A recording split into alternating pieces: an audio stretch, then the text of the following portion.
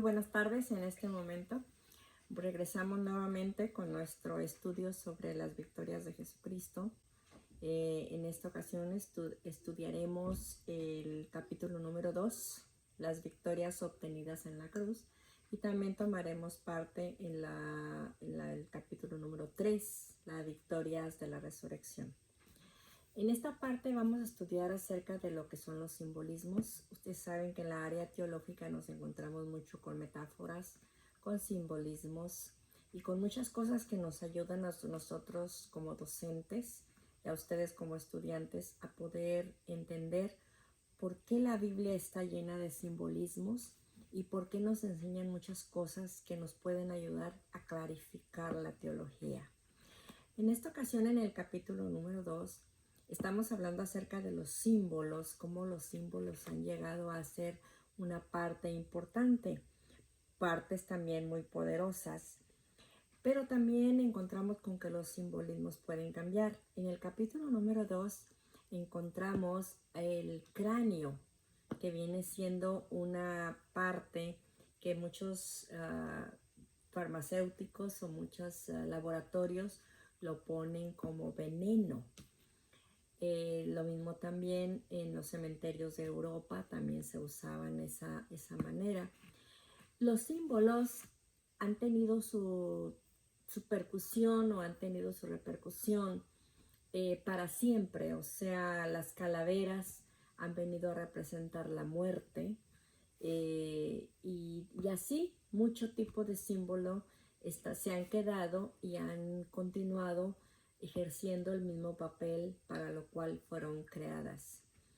Pero también encontramos que en el tiempo, en el sacrificio de Jesucristo en la cruz del Calvario, ya estaba desde tiempo atrás profetizado. En el libro de Isaías nos encontramos que Él se encontraba frente a un sufrimiento.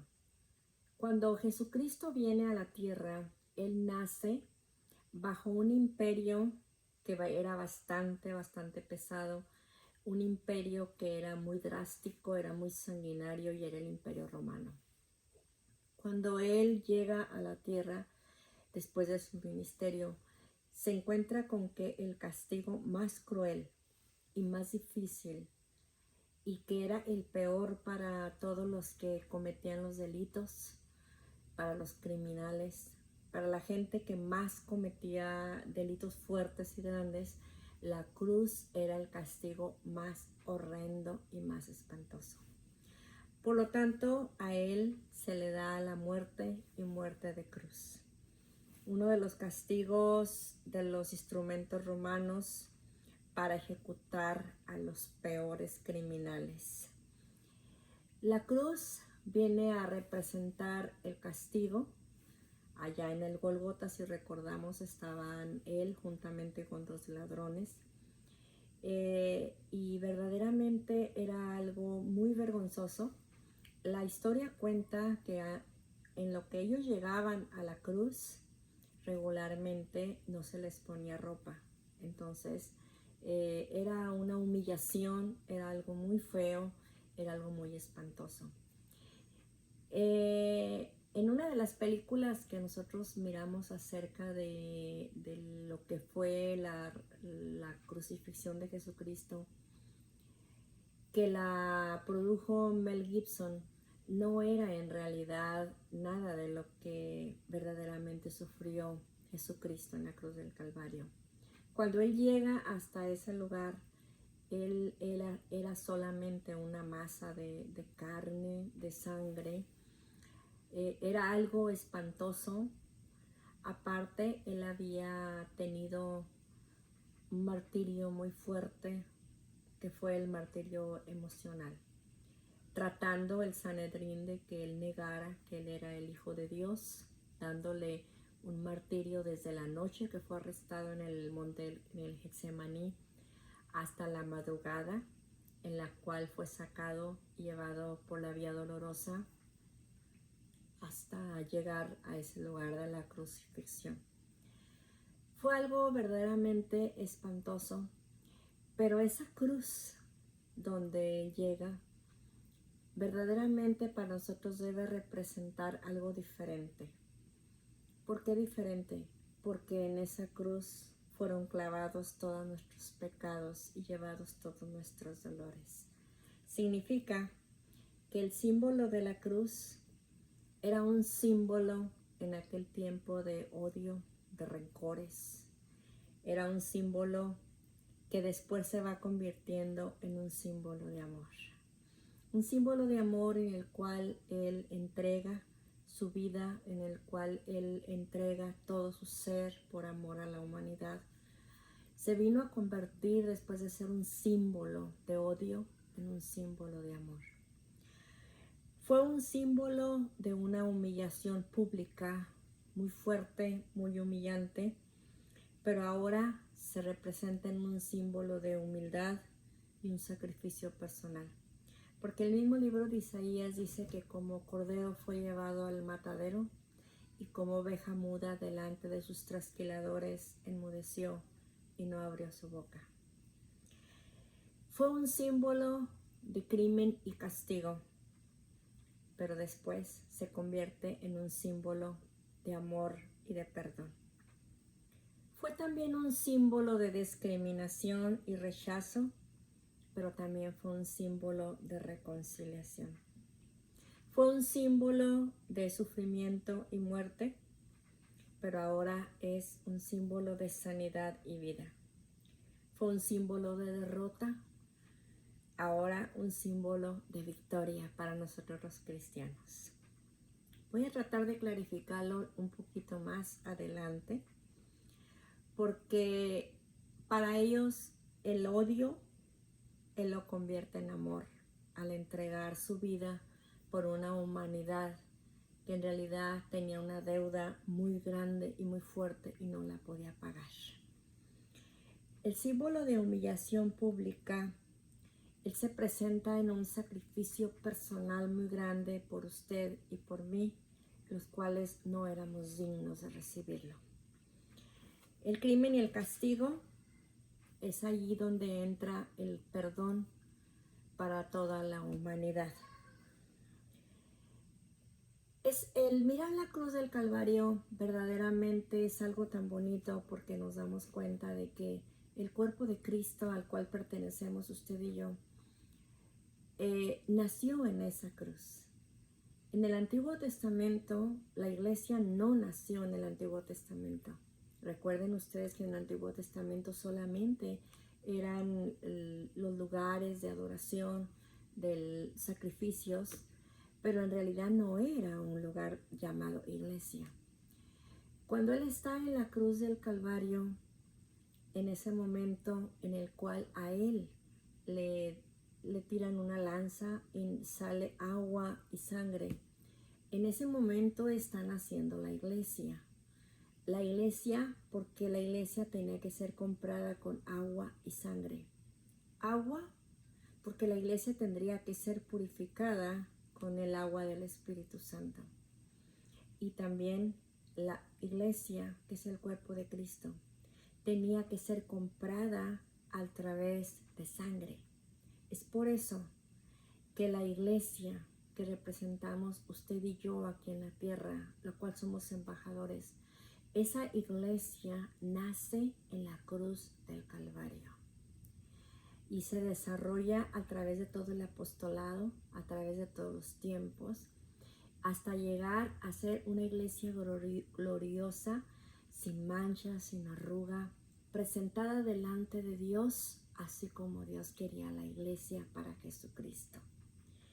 Significa que el sufrimiento y la muerte que Él encuentra en esa cruz fue un tiempo hermoso, y la palabra consumado es, significa todo está liquidado, todo está pagado en esa cruz.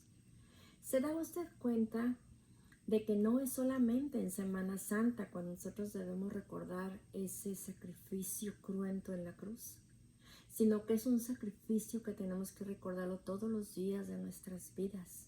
¿Por qué?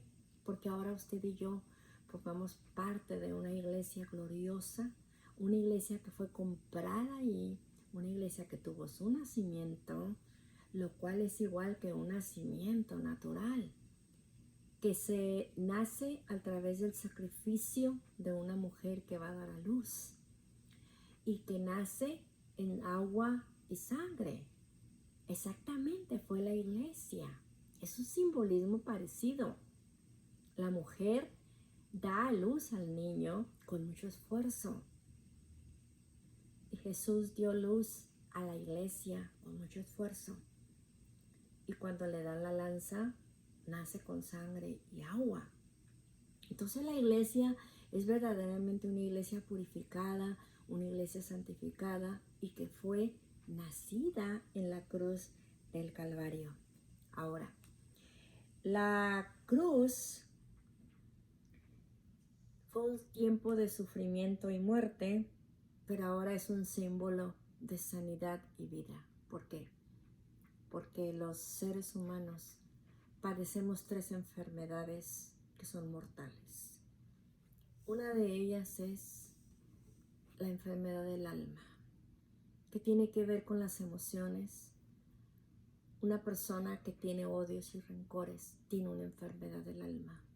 Y esa alma tiene que ser sanada para que pueda verdaderamente tener una sanidad emocional.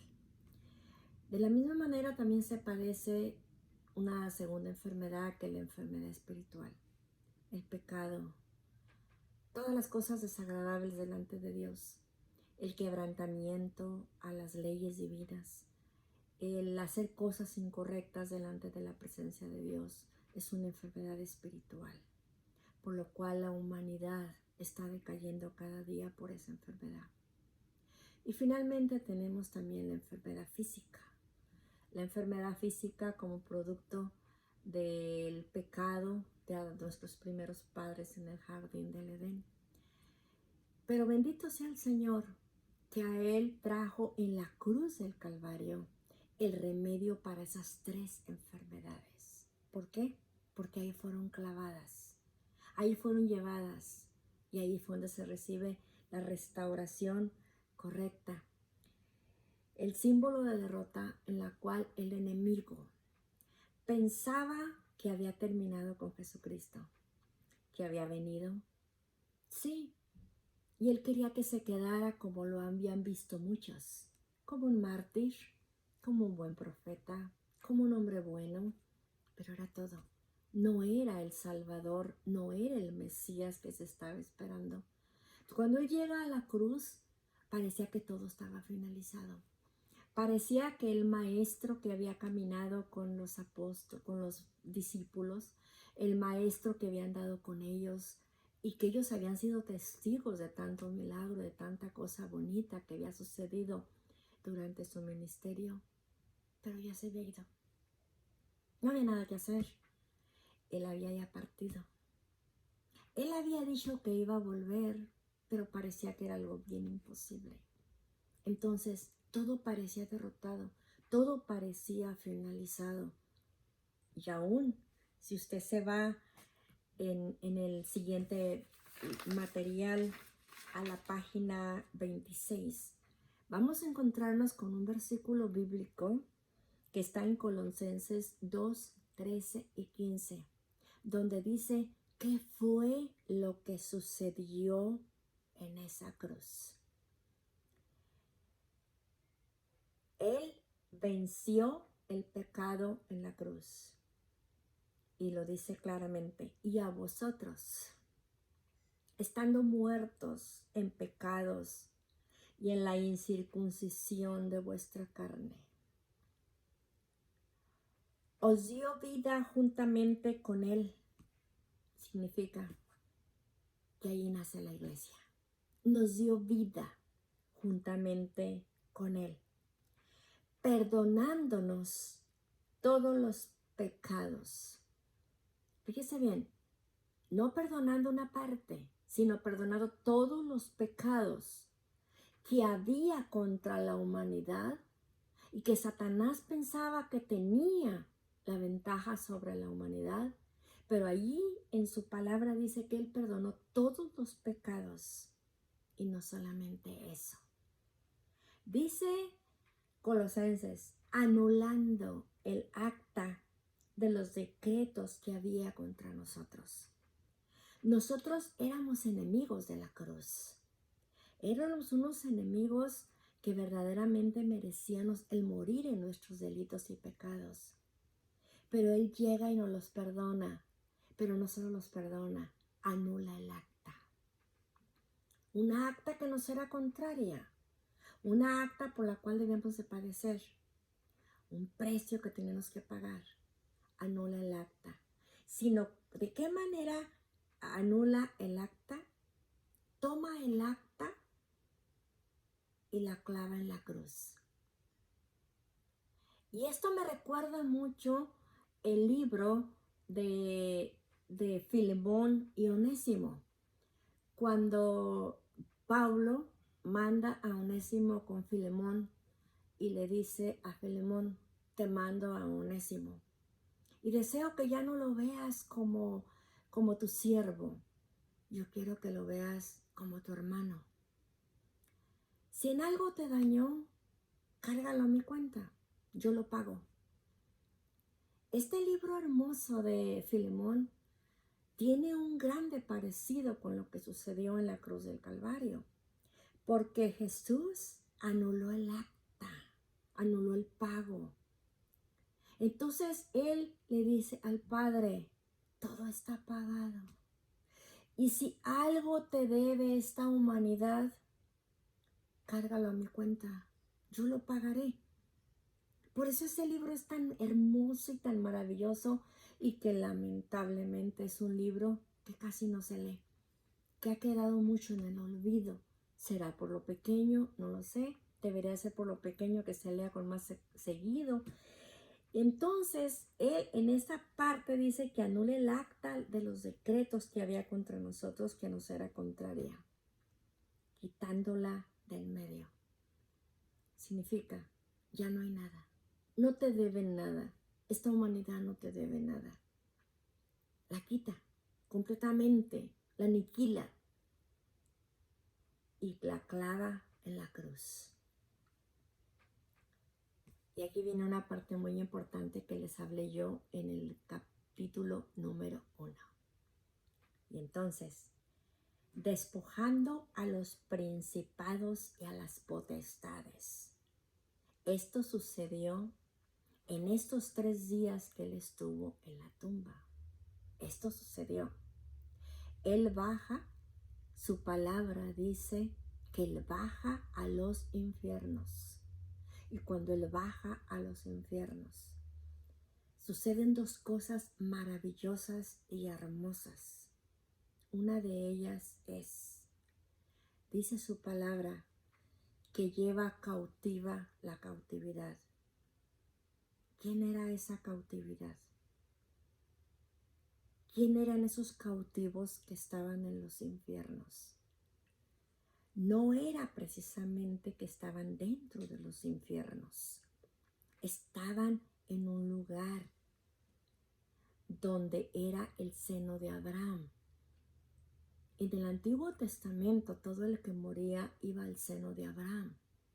Y lo recordamos bien en el mendigo y Lázaro, que Lázaro fue a ese lugar, ¿sí? Y entonces allí en ese lugar nos encontramos que llegaban todos los muertos.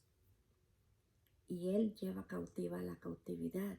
Entonces ahora esos muertos que estaban en ese lugar, ahora están en el seno del Padre, descansando para el tiempo de que la trompeta suene y ellos vengan nuevamente a la tierra a levantar sus cuerpos. Entonces, ellos se fueron, ya el seno de Abraham no existe, ahora es el seno del Padre. Segundo lugar, ¿qué hace también cuando regresa a los infiernos otra vez? Nos lo dice Colosenses. Y despojando a los principados y a las potestades, los exhibió públicamente, triunfando sobre ellos en la cruz. Significa que en este momento nos encontramos con que a Satanás se le quitan las llaves de la muerte. Se le quita la autoridad. Todo está pagado. Nosotros no le debemos nada a Él. Por lo tanto, nosotros podemos obtener la victoria porque Él triunfó sobre ellos en la cruz. Ellos no tienen autoridad sobre nosotros.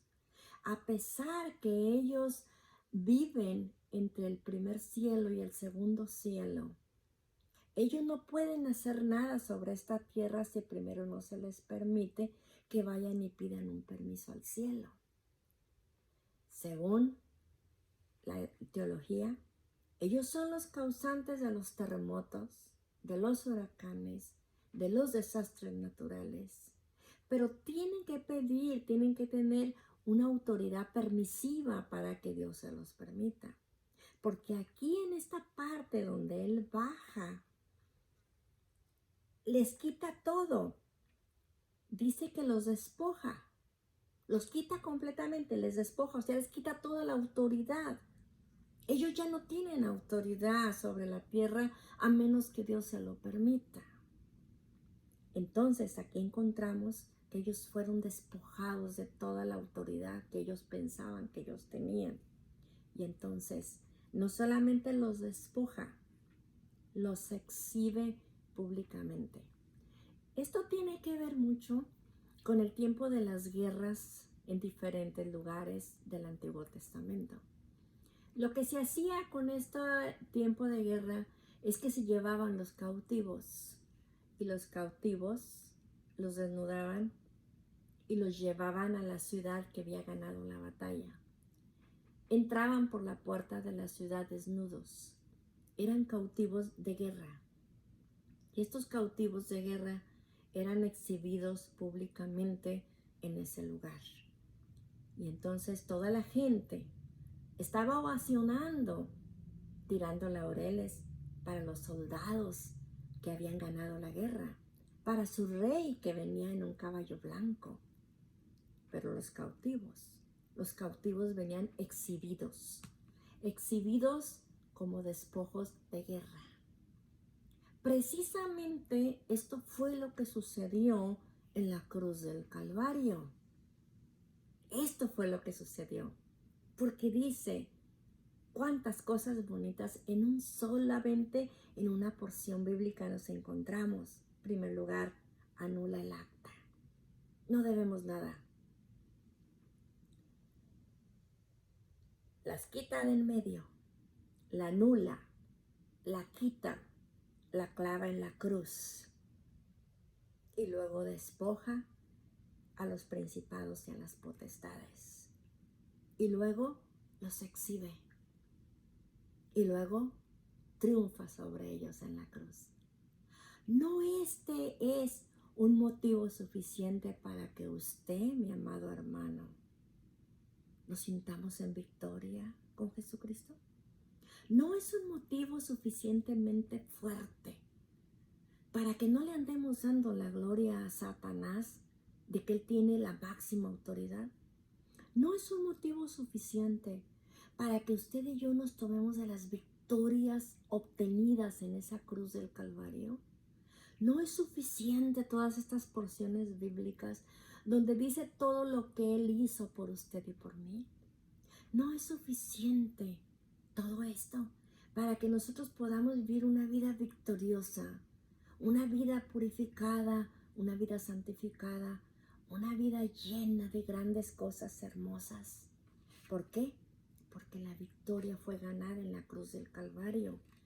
Por lo tanto, no fue ganada para darse a Él o para darle al Padre, sino para enseñarnos a nosotros que en Él somos más que vencedores. En esta porción bíblica, estoy ahorita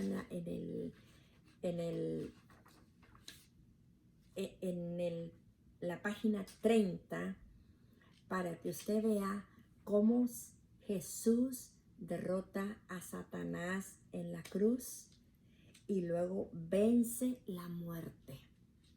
Al vencer la muerte, la muerte no lo podía detener.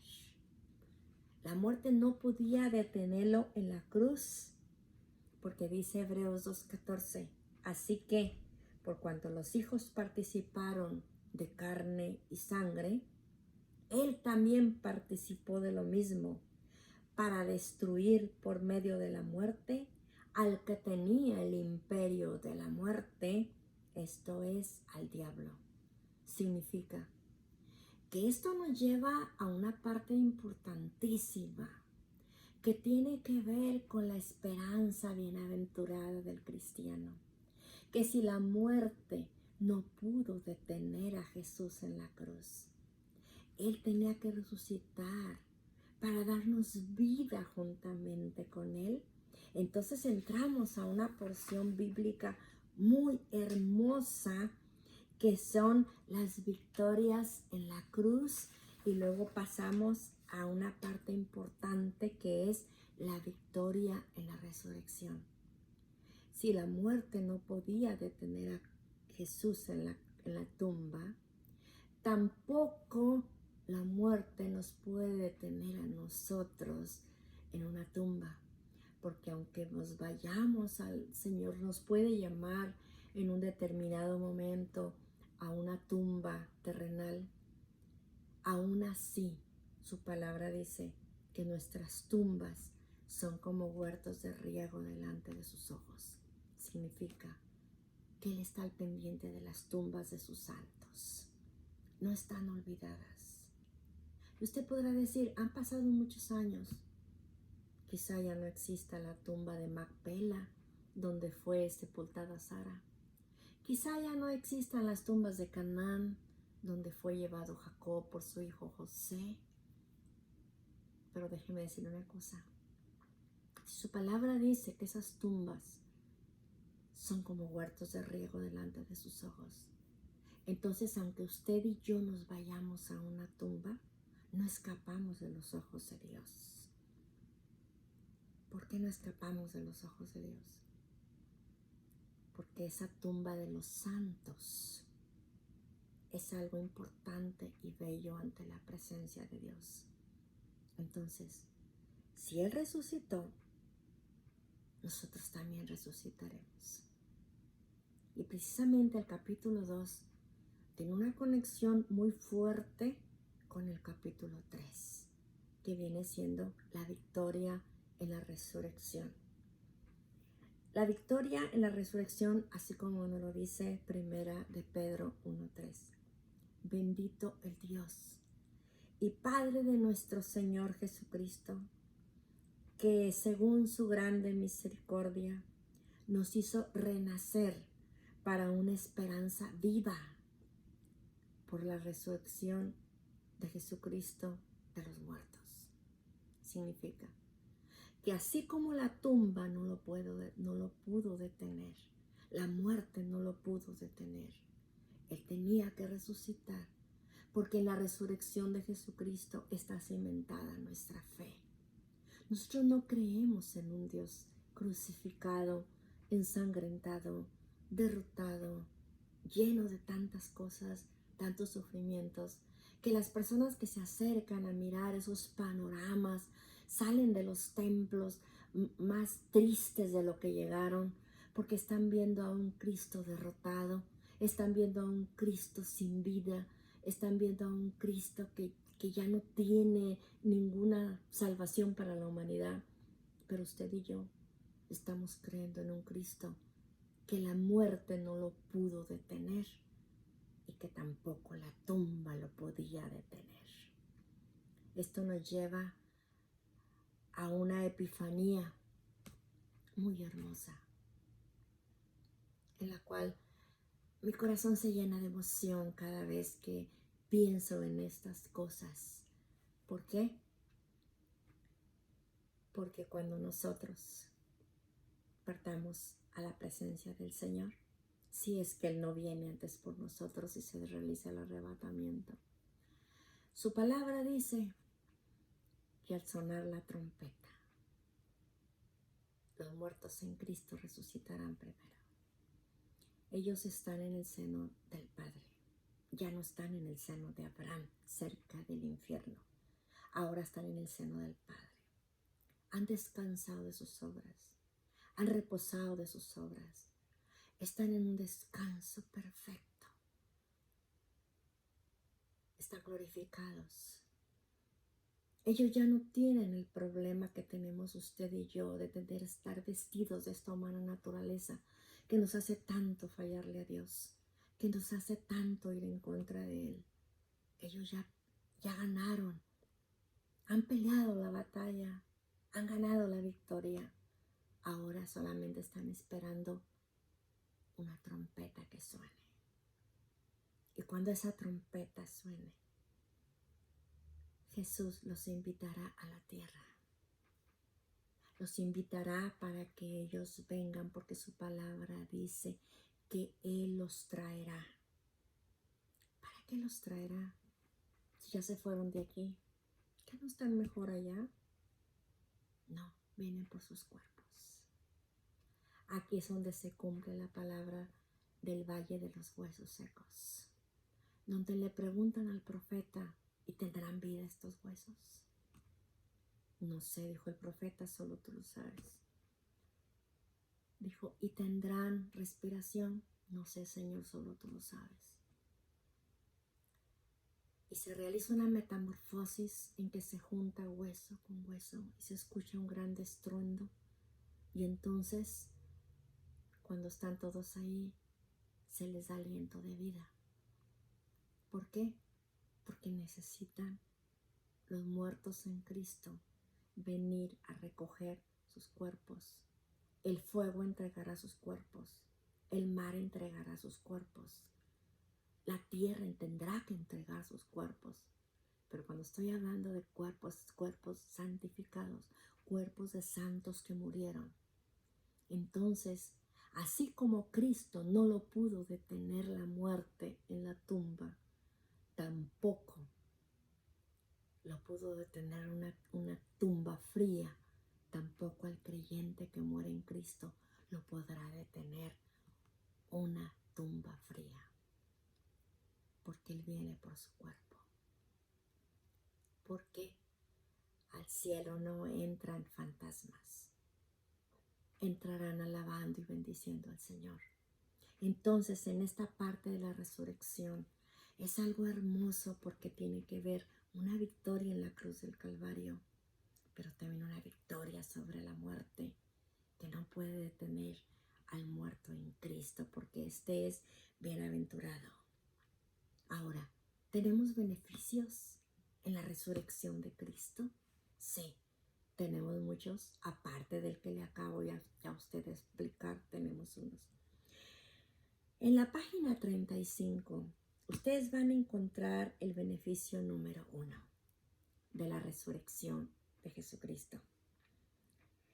Puede vencer cualquier temor que invada su vida. ¿Por qué? ¿Cuántas personas nos encontramos que tienen miedo frente a la muerte? Que tienen temor al morir, que viven un pánico. Déjeme decirle que la muerte será solamente un carruaje que nos transportará hacia la presencia del Señor. ¿Por qué temerle a la muerte? ¿Acaso usted no ha deseado irse? ¿Acaso usted no ha deseado terminar? ¿Acaso no ha deseado caminar? Sí. Entonces, encontramos un beneficio, que nosotros podemos vencer cualquier temor que invada la muerte. Uno de los más grandes temores del ser humano es la muerte. Cristo la ha vencido. Entonces, si Cristo la ha vencido, ¿a qué le tememos? A nada. Podemos desear, y como lo dice el libro de Apocalipsis, desear que venga, que nosotros vayamos a encontrarnos con Él. El beneficio número 2 que encontramos es que ya no necesita ver el futuro como una incertidumbre personal. Como creyentes, nosotros no tenemos que ver el mundo así. Gobiernos van, gobiernos vienen, presidentes van, presidentes vienen, leyes van, leyes vienen. Pero nosotros como hijos de Dios no tenemos por qué ver el mundo como una incertidumbre, porque nuestra fe no está puesta en las cosas de esta tierra. Nuestra fe no está puesta en las cosas de este mundo. Nuestra fe está puesta en aquel que triunfó en la cruz del Calvario y que también pudo vencer la muerte. Entonces no tenemos por qué vivir incertidumbres, sino una fe y una confianza segura en que un día todo esto terminará, todo esto pasará, todo esto se irá. Podemos encontrarnos con Él y Dios enjugará toda lágrima de nuestros ojos. El beneficio número 3. Tienes el poder personal para hacer cualquier cosa. Dado que la victoria que Cristo obtuvo en la resurrección es mayor que cualquier desafío que podamos afrontar. Podemos hacer cualquier cosa poniéndolo a Él por delante. Nuestros planes están establecidos. Nuestros anhelos por servirle, Él nos ayuda. Aún en los momentos difíciles y de debilidad que vienen a nosotros, aún en esos momentos podemos encontrar que Él está allí para darnos grandes beneficios y sostener nuestra vida. El beneficio número 4. Debido a la resurrección, hay una iglesia con personas dotadas, habilidosas, competentes, que funcionan con la mente de Cristo. Encontramos una iglesia gloriosa, una iglesia en la cual su palabra dice que Él ha guardado un remanente, porque si Él no hubiera guardado un remanente, como Sodoma fuéramos y semejantes a Gomorra. Pero Él ha guardado un remanente. Entonces, mi hermano, en medio de la incertidumbre y de las cosas equivocadas que vemos en nuestro amado pueblo de Dios, en medio de muchas situaciones que suceden dentro de esa comunidad cristiana, en medio de cosas que nos retiñirían los oídos, en medio de cosas que nos quedamos pensando cómo es posible que hayan cometido esto. En medio de todo eso hay una iglesia porque hay un remanente.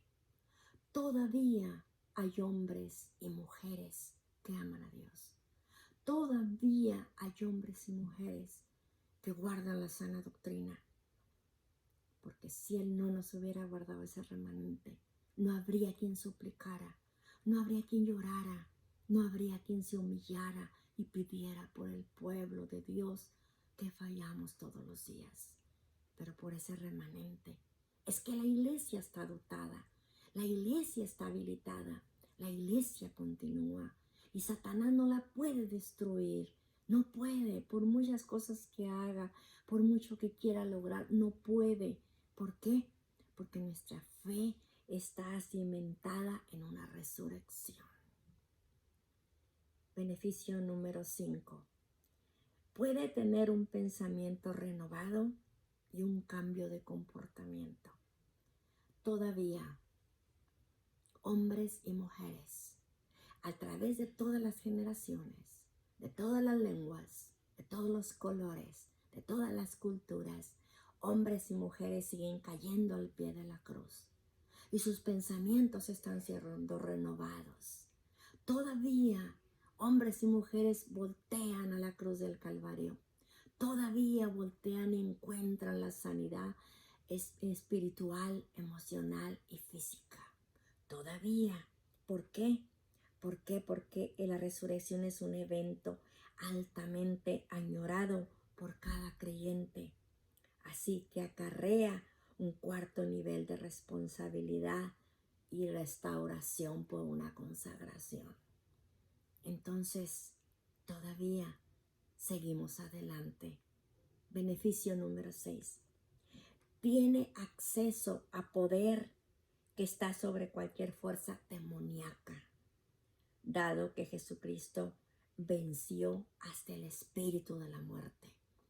Entonces la iglesia continúa siendo adelante sobre toda fuerza del enemigo, porque Jesucristo se lo dijo a Pedro. Las puertas del Hades no prevalecerán contra la iglesia. Entonces podemos tener el beneficio de la resurrección. Beneficio número 7. La nueva forma de vida sagrada en este mundo, a través de una nueva actitud, le permitirán llevar a cabo acciones sabias, saludables y sensatas. Significa, Dios sigue dando a su pueblo sabiduría, prudencia. Dios sigue dando a su pueblo entendimiento. Dios sigue dando a su pueblo el que sea la luz del mundo, la sal de la tierra. Dios sigue dando a su pueblo victoria tras victoria, porque esas victorias las obtuvo en una cruz y las obtuvo en una tumba y las obtuvo en una resurrección. Y esas victorias nos las ha entregado a nosotros, mi hermano, los que somos el pueblo de Dios, para que vivamos por esas victorias, saludables todos los días, con convicciones diferentes, con nuevas metas, con nuevos deseos, con un amor más grande por Él, porque eso es lo que Él ganó para ponérnoslo en la mano y que vivamos por Él. Definitivamente. Beneficio número 7. El beneficio número 8. Puede alegrarse y ser victorioso o vencedor en la vida por poseer una actitud ganadora. Mi hermano, yo siempre he dicho que la iglesia de Cristo no es una iglesia más del montón, que no es una iglesia que se suma más a un número, que no es una iglesia que está estática, ni tampoco está muerta. Es una iglesia que puede ser vencedora y que puede obtener una actitud ganadora.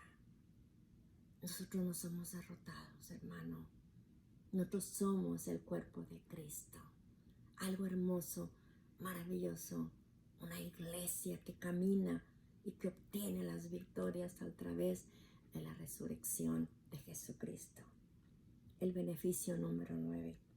Puede tener la experiencia personal de amor, felicidad, paz, seguridad, sentido de pertenencia, amistad, un matrimonio sano, una vida con esperanza y todo lo que pueda necesitar para ser feliz.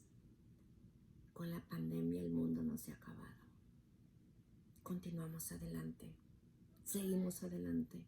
Y si esto continúa adelante, nosotros también continuamos hacia adelante y podemos tener todas las victorias porque fueron ganadas en la cruz y a través de la resurrección. Beneficio número 10.